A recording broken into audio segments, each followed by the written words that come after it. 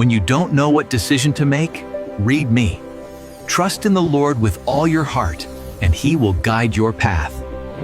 Proverbs 13:20. I show that who you walk with shapes who you become. I am Proverbs 4:23. Read me when your heart is under attack. Guard it well, for everything flows from it.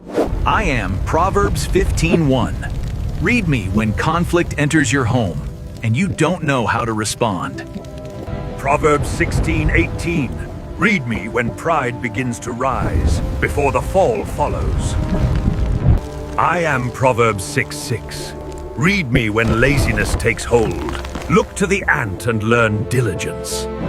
Proverbs 16:8. Read me when wealth tempts you. Better is little with righteousness than riches without peace. Use Flash Loop to make videos just like this, and follow for more!